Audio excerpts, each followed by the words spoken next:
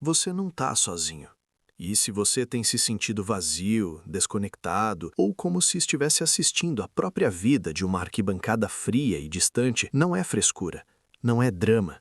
É uma resposta lógica a um ambiente que foi silenciosamente envenenado. Nos próximos minutos, não vou te ensinar nada, não vou te dar 5 passos para ser feliz. Vou apenas expor a arquitetura invisível de uma crise que atinge especificamente você. Vamos cruzar 3 dados perturbadores, um mecanismo oculto que ninguém nomeia, e ao final vou te devolver uma pergunta que talvez você passe o resto da semana tentando responder. Mas antes de chegarmos lá, preciso te mostrar um gráfico. Um gráfico que parece inofensivo, mas que explica por que a sua garganta fecha quando alguém pergunta como você está. Em 2023, uma pesquisa do Datafolha apontou que 41% dos homens brasileiros entre 18 e 34 anos relatam se sentir solitários a maior parte do tempo. Não é sobre estar sozinho num sábado à noite, é sobre estar rodeado de gente e sentir que existe uma redoma de vidro entre você e o mundo. Globalmente, o quadro é ainda mais sombrio. O Centro de Controle de Doenças dos Estados Unidos já classifica a solidão masculina como uma epidemia silenciosa, com taxas de mortalidade precoce comparáveis ao tabagismo. A pergunta que fica no ar é: se isso é tão comum, se milhões de homens acordam com esse mesmo peso no peito, por que a única resposta que recebemos é um silêncio ensurdecedor, ou um clichê sobre se abrir mais? Talvez porque, no fundo, fomos treinados para acreditar que a autossuficiência é uma virtude. E aqui começa a parte estranha. Veja a cena clássica do homem contemporâneo. Ele chega do trabalho, janta, assistindo a algo que não exige atenção, abre o Instagram, vê colegas de faculdade em bares, casais felizes em viagens que ele não pode pagar e sente um aperto. Mas ele não chora. Homem que é homem, resolve. Homem que é homem, não reclama. Homem que é homem, se vira. Esse é o mantra. A armadilha da autossuficiência. Nós fomos criados sob o mito do herói solitário, o lobo solitário que não precisa de ninguém. Só que biólogos já provaram que o lobo solitário é, na verdade, um animal profundamente doente ou em processo de expulsão da matilha. Ele não está sozinho por escolha, ele está sozinho por disfunção. A pressão social para performar sucesso e força emocional cria um isolamento emocional profundo.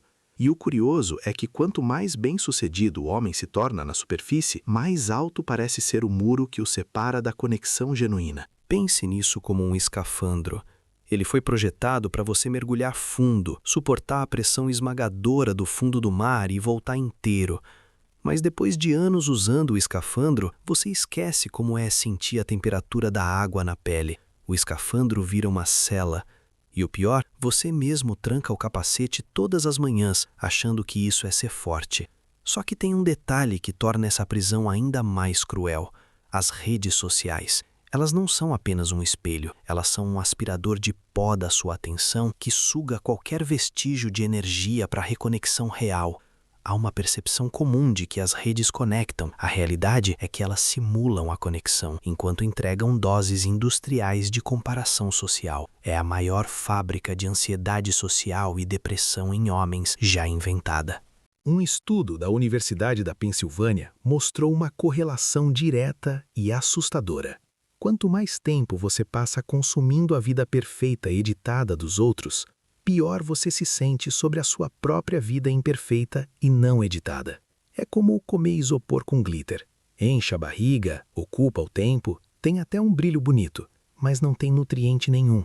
Você termina o scroll mais faminto do que começou, mais desconectado, e a solidão masculina, nesse contexto, deixa de ser uma fase e vira um estado crônico de existência. E ninguém fala disso, mas enquanto você está lá, rolando o feed para anestesiar o vazio existencial, as interações reais estão se tornando cada vez mais superficiais. É a liquidez social. Você tem 500 amigos que não fariam um Pix de R$ 50 numa emergência sem pedir um comprovante detalhado em PDF. Isso piora, porque a cada ano que passa, a musculatura da inteligência emocional atrofia. Não porque os homens são incapazes de sentir, mas porque ninguém nunca deu a eles as palavras para nomear o que sentem, além de raiva ou cansaço. Aqui a história vira. Se você está sentindo esse vazio, esse desespero silencioso que chamam de crise da masculinidade, eu preciso te contar algo que vai soar incômodo, mas que explica tudo o que você sentia e não sabia nomear. A sua solidão não é uma falha de caráter. Não é porque você não é interessante o suficiente, forte o suficiente ou rico o suficiente. A sua solidão é um sintoma. E o sistema está desenhado para que você nunca perceba isso. A resposta é simples, mas difícil de engolir. O vazio que você sente não é um defeito de fabricação seu. É o ruído normal de uma máquina quebrada onde você foi obrigado a operar. A sociedade moderna, com sua glorificação do indivíduo, sua produtividade tóxica e seus algoritmos de dopamina barata, precisa que você esteja sozinho. Porque um homem solitário consome mais. Um homem solitário não questiona o chefe. Um homem solitário é um excelente engradado na prateleira do sistema, comprando curso, assinando plataforma e buscando propósito em bens materiais porque a conexão humana foi sequestrada. O mito do homem que não chora nunca foi sobre proteger você. Foi sobre torná-lo mais fácil de controlar. Se você não sabe o que sente, você não sabe contra o que lutar. Você apenas obedece. E se você prestar atenção, vai ver que o silêncio no bar, a mão no bolso para não tocar no ombro do amigo, a recusa em pedir ajuda, tudo isso não é fraqueza, é um termômetro, e ele está marcando febre.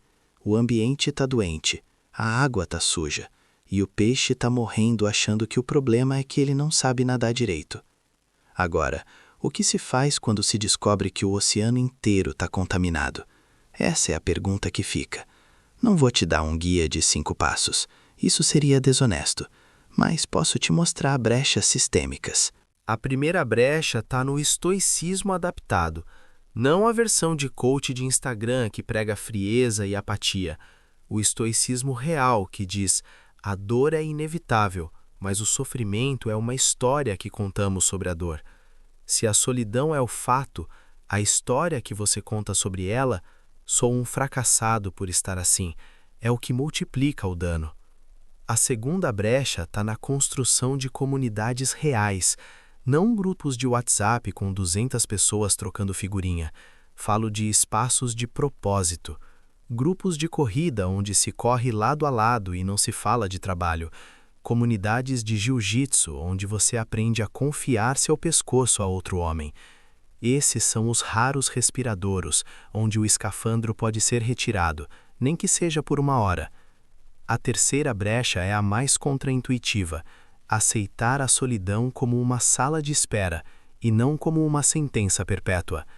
O vazio existencial grita quando o propósito de vida está baixo, e propósito não se acha no feed, se acha no atrito com o real, na madeira que você lixa, no texto que você escreve, no filho que você ensina a andar de bicicleta. O que você pode fazer não é mudar o sistema. Ele é maior que todos nós. O que você pode fazer é aprender a não se afogar nele. É aprender a identificar a água suja para que quando encontrar uma pequena fonte limpa, você tenha a sabedoria de beber dela e convidar outro homem sedento para beber também. O vazio que você sente não é um defeito, é um termômetro. E ele está dizendo que o ambiente está doente. A questão não é se você vai conseguir consertar o termômetro. A questão é o que você vai fazer agora que sabe que a febre não é sua. Compartilhe isso com alguém que também precisa ouvir, mas não para salvá-lo, apenas para lembrá-lo de que a febre não é dele. E talvez esse seja o primeiro passo para sair da arquibancada e entrar no jogo.